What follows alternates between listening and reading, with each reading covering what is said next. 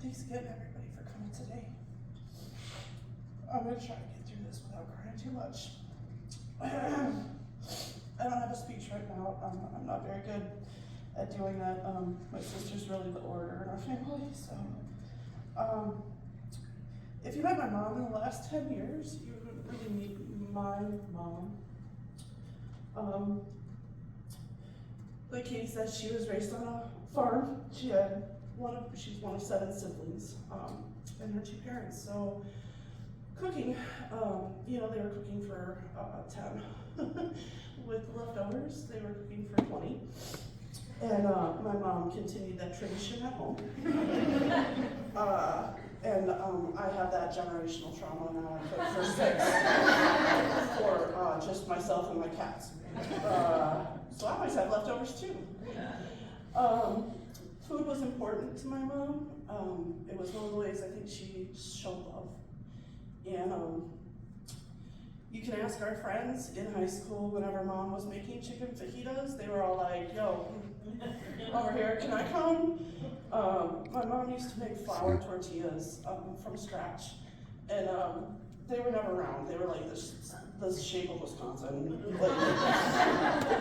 But they were delicious. And we always loved that about my mom. Like, food was great with her. My mom really liked music. She loved Janis Joplin, Peggy Seeger. We used to clean the house to Joan Baez and Alan Parsons Project. We were kind of mean to my mom a little bit. When we used to go to church with Grandma and Mom would start singing the hymns in church. And we were little, kids they just say whatever they want to say. But we were little, and we were like, Mom, you're tone deaf. Can you not sing in church because you sound really funny? And so she kind of stopped singing in church, but she did love music. Every Christmas was, you always had to have Handel's Messiah and the Nutcracker. That was traditional for our Christmases every year. My mom loved gardens. There's a picture of her garden from our house in Blaine. We were enlisted quite a bit to help weed the garden. I hate gardening. I hate weeding. I hate everything about it. And she tasked me one day to go out and weed the garden. And I was like, cool, I hate that. So let me just grab your best sewing shears and go out to the garden and get some weeding done. I don't want to pull up by the roots because that's dirty and gets all over me and then I'm itchy. So I'm gonna go ahead and just come all down with your best sewing shears. She was not real thorough about that. My mom joked that I gave her a lot of gray hairs, and I don't know what she's talking about because I was a perfect child. So a couple of stories of maybe when I gave her a few gray hairs. So I had a broken arm in the 5th grade. I don't know how old I was, but they had casted it, so it was in a big hard cast, it's great. So I went sledding with my friends with my broken arm downhill at night, and there was a jump at the bottom of the hill that I didn't see. And so I went over the jump, came down hard on my tuchus, and knocked the wind out of myself, and I'd never done that before, and so I was freaking out because I'm like, so I start walking home, and I get to my house thinking, oh, thank God my mom's gonna be here, she'll give me a hug and tell me everything's okay. And I'm like, oh God, we got our job, I can breathe, and she's like, you were sledding with a broken arm? And I'm like, yeah, dude, it's in a cast, we're cool. And I'm like, absolutely not, what are you thinking? I'm like, well, I was thinking I was gonna go sledding. So yes, you do have to explain that to a 5th grader that a cast doesn't actually protect your broken arm from getting more broken. There was a day in 6th grade that we had 7-Up in the fridge, and we didn't get pop very often. My mom was a dental hygienist. She liked the teeth, right? No sugar, no Kool-Aid, none of that stuff. So we had 7-Up probably because one of us was sick, but Pop was like, ooh, pop in the fridge, all right. So I wanted to save some for my sister because I'm a generous human being, and so I wanted to take some to school. So I was like, well, I'm going to pour it into this bottle that's empty, and take it to school with me and have it at lunch. So I did that. Problem was that it was a Bailey's Irish cream bottle. So I'm sitting in the lunchroom with my Bailey's Irish cream bottle. Now, mind you, it is 7-Up. Like, guys, this is a total PG story, or G story, right? So I'm drinking out of this Bailey's Irish cream bottle in the middle of a lunchroom with, 100 other little 6th grade students, and the principal looks over and is like, come here. Come here. And I'm like, what? It's not Bailey's, it's 7-Up, it's 7-Up. And he's like, come on. So we go to the office, and he's got my Bailey's 7-Up, and he calls my mom, and my mom, he's like, well, she claims it's 7-Up. And my mom shouts into the phone, well, of course it's 7-Up, I drank all the Bailey's last night. And I'm just like, oh, Jesus. Perfect. Great family unit would come from. Now, mind you, it wasn't a big Bailey's bottle, it wasn't a big one, but anyways.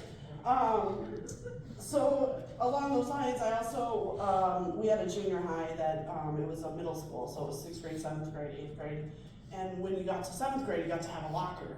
But the school was quite spread out, and so I would try to stop at my locker in between classes, but your class may be over here, and then it was way over here, and if you stopped at your locker, you didn't get there on time. All right.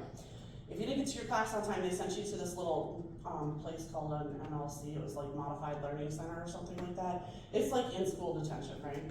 And so I walk in the door, and it's the 3rd time I've been late to class today. And for some reason, the principal was in there because the guy who's normally in there was at lunch. And one of the kids that was on in-school suspension, so they've been there all day, was like, Sarah, it's your 3rd time being down here today. Principal looks at me. Okay, yeah, it is. And he's like, what's your mom's phone number? Okay, so he calls my mom at work. So Sarah's down here for the 3rd time today. What do you want, what's the problem? She's like, well, obviously she's late to class. I can't hear any of the phone conversation. I'm only looking at the principal on the phone with my mother, right? And so he's like, well, do you want me to send her back to class? Okay, yep, I can do that. Yeah, okay, can you guarantee me that she's gonna be on time? Okay, yep. Oh, that's not a problem, Mrs. Ireland. Yes, no, I'm happy to help. Anything else you need from me? Of course. Oh, it's my pleasure. Okay, yep, you're welcome. Okay, take care, bye-bye. Click. Oh my God, when I get home, I'm gonna be in so much trouble. So he sends me back to class. I get home. I cleaned the entire house. I mean, I dusted, I vacuumed, the dishes are done, things are sparkly. I hear the garage door. My mom comes in the house, she starts walking up the stairs. I'm sitting on the couch like, okay, here it comes, let's go. I'm grounded for life. And she comes up the stairs. Okay, a little bit of language here, guys. And I'm like, hi, Mom. And she's like, don't you ever make me talk to that asshole again. Yes! I won the lottery. We're not getting in trouble today. And so then she goes on to tell me about this conversation, and she's like, of course I want you to send her to class. That's what I pay my taxes for. And no, I can't guarantee you she's going to be on time. I'm 15 miles away. That's your job. Get her to class. And then she hung up the phone on him. So he literally had been, yes, ma'am, oh, you're welcome. As she had already hung up. This was a conversation. And so then I told her that, and she was like, oh, you're such a jerk. Come on, let's see something. So yeah, I don't know what she's talking about with her hair. The last story I have about that is, again, my mom was a single mom, so we were, in the early 90s, late 80s, I mean, kids were feral, right? Like, I don't know, your younger generation probably doesn't know, but there was a commercial on TV that said, it's 10 o'clock, do you know where your children are? That's not a lie. And it's because we were feral. We didn't have cell phones, you couldn't track your kid. So anyways, we would have to, be alone for about 2 hours until she got home from work. It's okay. We knew how to use the stove, but we weren't supposed to use the oven. Not a problem. So I found this recipe that was for like twice baked potatoes, so a bake, right? I'm like, that's okay, I've seen mom use the oven, I can use the stove, we're great. So I'm making this twice baked potato, and I'm about to take them out of the oven, and I can't find an oven mitt, right? I'm like, well, mom always uses those towels when she can't find it, so I grab a towel, and I grab the tray, and the bottom of the towel wraps around the filament on the bottom of the oven, right? Starts on fire. Well, crap, what do? I gotta call my mom. So my mom, the dental hygienist, who's probably in with a patient with her hands all up in their mouth, scraping tartar. I'm like, hi, this is Sarah, I'm Linda Ireland's daughter, I need to talk to her, it's an emergency. And they're like, well, Linda's with a patient right now. And I said, okay, well, have her call home, because it's an emergency, I need it right now. And they're like, okay. I'm like, oh. And so I go back over to the stove, and I'm like, I can rip it off the element now, because it's burnt enough. And I throw it in the sink, and I turn the water on, fire's out, great. Phone rings, ding, ding. Hello? Hey, it's your mom, what's going on? I'm like, oh, don't worry, mom, the fire's out now. What? Fire? I mean, literally, if I held the phone here, you would have seen sparks coming out of her. She was like, I will be home to deal with this. And then the worst part is the potatoes didn't even turn out good. Because I thought a clove of garlic was actually, I thought a bulb was a clove. And it called for 4 cloves, and I didn't have 4 cloves, so I could only use 1 clove that had a couple pieces missing. It was inedible. So anyways, yeah, fire in the oven, you're welcome, mom. Maybe a few gray hairs there.